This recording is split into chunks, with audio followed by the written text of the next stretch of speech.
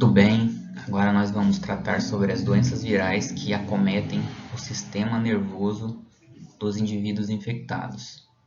Aqui no nosso primeiro slide, podemos ver um cachorro que está com raiva, que é uma doença muito conhecida, inclusive pelo público em geral.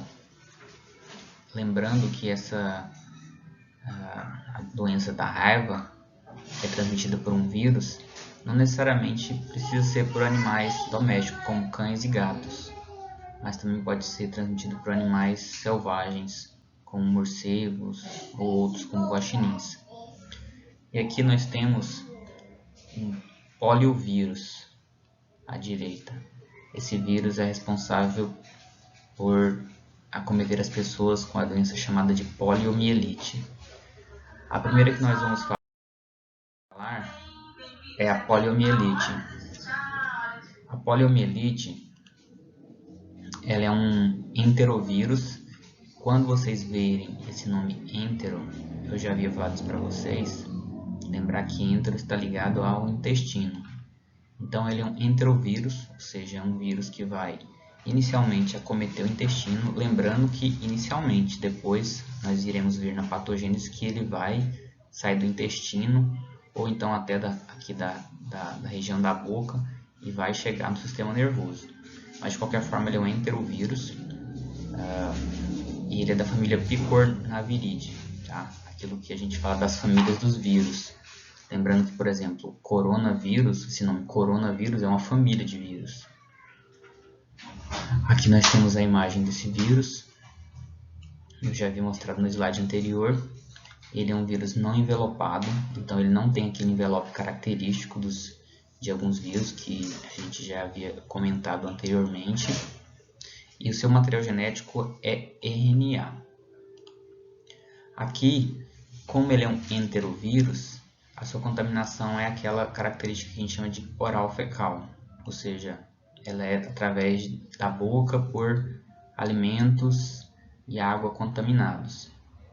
Então, aqui nós temos uma imagem mostrando, a pessoa pode se alimentar de água e alimentos contaminados com o vírus, com o poliovírus. Outra forma de contágio é pelas gotículas contendo o vírus, que a pessoa contaminada pode transmitir por um espirro ou por uma tosse, e a outra pessoa que irá ser contaminada ingere essas gotículas pela sua boca. E aí, inicialmente, como eu havia falado, o poliovírus vai afetar o intestino, como vocês podem ver nesse desenho aqui. Então aqui está nosso vírusinho aqui no nosso intestino grosso, que é a região que ele vai afetar, ou a garganta. Então ele pode começar o seu trajeto patogênico para essas duas localidades do nosso sistema digestório. A patogênese ela vai iniciar-se nessas regiões que eu falei, na região da boca ou do intestino, nas células da mucosa. Então aqui nós temos uma célula da mucosa, da região da orofaringe ou do intestino. Lembrando que essas células elas têm uns ciliozinhos, então elas são ciliadas. O vírus adentra dentro dessas células. Quando ele adentra, ele vai começar um processo de replicação viral. É aquilo que a gente sempre fala, os vírus são parasitas intracelulares obrigatórios, então eles precisam entrar dentro das células para começar o seu processo de replicação viral. Aqui dentro, ele vai liberar o seu RNA viral. Esse RNA viral vai se ligar a uma RNA polimerase, que é uma proteína, uma enzima que vai produzir, digamos assim, os produtos para formar novos vírus. O vírus como sempre, vai acabar escravizando essa célula. Então ele vai utilizar os ribossomos dessa célula para produzir proteínas virais. E eventualmente esses vírus vão com toda a sua digamos assim, essa fabricação pronta, com as suas estruturas, ele vai eventualmente formar novos vírus. Esses vírus vão fazer a lise celular, ou seja, vai romper essa célula e mais poliovírus serão liberados nessa região da mucosa. Posteriormente, esses novos vírus vão chegar nos linfonodos. Então, eles chegam nos linfonodos e depois de alcançar os linfonodos, eles podem chegar na corrente sanguínea. Continuando a patogênese, após ele chegar na corrente sanguínea, o poliovírus ele vai ficar transitando pela corrente sanguínea, que a gente chama de viremia. Eventualmente, esse poliovírus pode acabar saindo dessa corrente sanguínea e entrando dentro de uma região do músculo. No músculo, ele fica geralmente na região que a gente chama de intersticial do músculo, que é entre as fibras musculares. Então, ele fica aqui entre as células do músculo, na região intersticial. E lembrando que o músculo é uma região que é altamente enervada, então ele tem muitas terminações nervosas de nervos motores. Isso vocês devem estar vendo em fisiologia, em anatomia. Os nervos motores são aqueles nervos que são responsáveis por essa movimentação muscular. E aí, então aqui nós temos os nervos motores, os neurônios motores. O poliovírus ele prefere muito esses neurônios motores, ele vai acabar subindo pelo neurônio motor, pelos seus axônios. Então essa parte primeira do neurônio chama axônio, ele vai subir até o corpo celular do neurônio, então ele vai subindo. E aí, eventualmente, esses neurônios motores eles estão ligados à medula espinhal. E aí, ele vai subindo nesse caminho e vai chegar na medula espinhal. Então, ele chega aqui na medula espinhal. Então, aqui nós temos o caminho, né? Então ele vai subir tudo isso aqui e vai chegar aqui nessa parte interna aqui, que é a parte cinzenta, né, da medula espinhal. Eventualmente, o que vai acontecer? Quando esses poliovírus chegam ali nessa região e se multiplicam, isso vai causar uma atração das células do sistema imune, especialmente neutrófilos e macrófagos, que vão, ao serem atraídos, vão acabar causando um processo inflamatório nessa região. Então, o neurônio vai ficar a medula espinhal vai ficar inflamada, e isso vai acabar levando eventualmente à morte desses neurônios motores.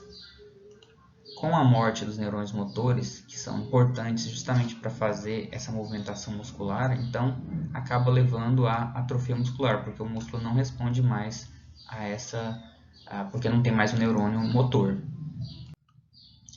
Então, aí vendo a patogênese já fica um pouco claro como são os sintomas. Então a gente vai ter a gente pode ter pessoas que têm uma infecção assintomática, ou seja, não chega a acontecer tudo isso que eu acabei de falar da patogênese, mas as pessoas que chegam nesse quadro, que é o quadro de paralisia, que geralmente é 1% dos casos, então elas vão ter febre alta, dor muscular intensa, a perda de reflexo muscular e finalmente a paralisia muscular. Em bebês, isso pode causar um processo de paralisia aguda. O que é isso? É justamente que acaba afetando não apenas os nervos musculares, mas também os músculos ligados à respiração. Então leva a problemas respiratórios que pode levar os bebês à morte. E a prevenção? Então foram desenvolvidas ao longo das décadas do século passado 2 vacinas, que é a vacina do Salk, que é esse cientista aqui, que é chamada de OPV, que ela é uma vacina oral, e também depois o Sabin, que criou uma vacina que é a IPV, que é uma feita por vacinação mesmo. E encerrando sobre o assunto de poliomielite, é importante falar um pouco do histórico, como essa doença foi grandemente combatida pela comunidade da saúde, comunidade médica, porque você teve grandes pandemias, especialmente na década de 20 do século passado, tanto que você tem pessoas importantes como Franklin Roosevelt, que vocês podem ver aqui na cadeira de rodas. Ele está na cadeira de rodas porque ele foi acometido por poliomielite. Lembrando que o Franklin Roosevelt foi o presidente dos Estados Unidos na época da Segunda Guerra Mundial. Então ele teve poliomielite, ele teve essa paralisia. Aqui nós vemos, nessa época, na década de 30, de 40, pacientes com pólio sendo tratados em respiradores artificiais, por causa daquele problema que eu falei em bebês que podem trazer complicações respiratórias. Então, aí, de novo, essa questão dos respiradores, a gente falando, né, agora no caso do coronavírus, mas nos surtos de pólio também foram importantes. E até a erradicação da doença, que foi essa vacinação com a vacina do Sabin, do Salk, que praticamente erradicou a doença da face da Terra. Então aqui temos um gráfico mostrando a evolução, a regressão dos números de casos por poliomielite na década de 80, chegou até 70 mil casos, até que você chega aqui em 2007, aqui nós temos um gráfico mais detalhado desse período, no qual você tem no máximo 1000 casos na população humana. Então foi uma grande vitória da saúde sobre esse vírus. E aí passando para a raiva, que é o segundo vírus que nós vamos tratar que afeta o sistema nervoso. Ele é um vírus envelopado e ele é um vírus que eles chamam de, tem formato de bala de revólver, porque ele parece realmente uma bala, se vocês verem aqui nesse desenho, esse formato dele. Ele também é um RNA de fita simples, e ele é um lissavírus da família Rhabdoviridae. As suas espículas são de glicoproteína aqui na sua membrana, no seu envelope, né? E aqui nós temos um resumo da patogênese. Como que vai acontecer isso? Então, um animal infectado vai acabar mordendo uma pessoa e o vírus ele se replica no músculo. Posteriormente, ele vai subir via sistema nervoso periférico até o sistema nervoso central, até chegar no cérebro, causando encefalite e também nas ondas salivares, causando outros problemas que a gente já vai falar sobre eles. Então, aqui a patogênese. Como que vai acontecer isso? Em mais detalhes. Primeiro, é importante saber como funciona a questão da sinapse nervosa. Então, nós temos aqui um neurônio motor, que a gente acabou de falar da polio. Como funciona normalmente o neurônio motor? Ele libera essa substância chamada de acetilcolina. Elas são liberadas. Quando elas são liberadas na sinapse nervosa, aqui é um músculo, uma célula muscular aqui embaixo. Então, eles são liberados aqui. E aí, quando eles chegam na sala dos músculos, eles fazem o que? Eles permitem a abertura desses canais iônicos. Esses canais iônicos, como o nome diz, são canais de íons. Então, íons como o sódio, como vocês podem ver aqui, e o cálcio vão entrar dentro da célula, causando uma despolarização, mudando a polaridade da célula. E isso é um impulso nervoso, é como se fosse um choque elétrico, digamos assim, né? Uma mudança dessa questão da polaridade. E isso faz com que o músculo se contraia. Então, assim funciona um neurônio. Vocês devem estar vendo um pouco mais disso nas aulas da professora Virgínia de Fisiologia Vegetal ou Fisiologia Humana. E aí, o que vai acontecer quando a pessoa está com raiva? Então, aconteceu lá a mordida que a gente viu naquele slide anterior. Para um animal, pode ser um animal doméstico com raiva, como um cão, ou então até animais selvagens como morcegos, guaxinins, seja qual for. O vírus, como é uma mordida, né, então é na região muscular, ele vai se alojar aqui na região das células do tecido muscular, só que ele tem uma preferência muito grande pelas células do neurônio motor. Então, eles vão subir para cá e aqui eles vão se multiplicar. Então, eles vão se multiplicar aqui nessa região. E o que eles vão fazer? Eles vão alterar essa questão da sinapse aqui. De qualquer forma, eles vão se multiplicar aqui, no neurônio, e depois eles vão subir esse neurônio. Então, eles vão subir aqui com auxílio de uma proteína que eles vão escravizar do neurônio, que chama de neína. Ela vai funcionar como se fosse um elevador que vai levar esse vírus em direção ao sistema nervoso central, né? Então vai subir aqui no neurônio motor, vai chegar no periférico e depois no central. Aqui então nós temos imagens subindo. Então, por exemplo, se o paciente ele foi mordido aqui na perna, então o vírus vai se multiplicar aqui, aí ele vai subir com a ajuda dessa proteína dineína pelo neurônio motor, vai subir aqui até o sistema nervoso central aqui e vai continuar subindo. Aí ele chega no cérebro. E também, quando ele chega aqui, ele pode invadir glândulas salivares, tá? Isso é importante para a gente entender um pouco dos sintomas. Então, invasão do cérebro e invasão das glândulas salivares. E aí a gente chega nos sintomas. A fase inicial, então, é um vírus que, assim, até ele subir do neurônio motor, do sistema nervoso periférico, do sistema nervoso central, demora algumas semanas, alguns meses. A fase inicial, a pessoa tem mal-estar, tem dor de cabeça, tem febre e tem parestesia, que seria como se fosse uma coceira no lugar onde ele foi mordido. Aí chegamos na fase clínica, que é quando esse vírus já chegou na região do cérebro. Então a pessoa continua com febre e aí ele vai ter hidrofobia. E lembrando que hidrofobia é um termo para dizer que a pessoa tem aversão à água. Isso acontece justamente por causa daquela infecção que dá nas glândulas salivares. Então a pessoa não consegue engolir água, então ele tem uma certa aversão. A boca começa a espumar novamente por causa da infecção nas glândulas salivares. Maior produção de saliva, a mesma situação por causa dessa infecção nas glândulas salivares. Pupilas dilatadas, agitação e agressividade, então tudo isso por causa da encefalite, que é essa inflamação do cérebro. E finalmente o coma.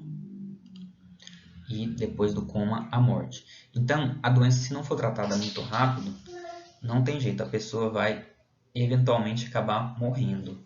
Existem poucos casos na Ásia de pessoas que conseguiram sobreviver, são mais ou menos 5 casos só, então são raríssimas as vezes que a pessoa consegue sobreviver quando já chega nessa fase final aqui. Então, como que é o tratamento após a exposição? O que é após a exposição? Após a mordida do animal, a contaminação com morcego. Então, a pessoa deve lavar a ferida com água e sabão, então uma lavagem bem feita. E você tem uma vacinação que pode ser feita prévia, antes da exposição. E essa vacinação é feita para profissionais de risco. O que são profissionais de risco? São pessoas que trabalham com animais, pessoas veterinários, biólogos, donos de pet shop, etc, etc. Então, pessoas nesse grupo de risco podem se vacinar. Um exemplo é minha irmã. Minha irmã ela fez o mestrado dela com morcegos. E ela é bióloga e ela pôde se vacinar, porque ela trabalhava com os animais. Então, na captura dos animais, às vezes ele pode morder. Então, para evitar contaminação, então existe essa vacinação prévia. Mas também tem a vacinação após exposição, que são um ciclo de vacinas para atenuar o efeito do vírus.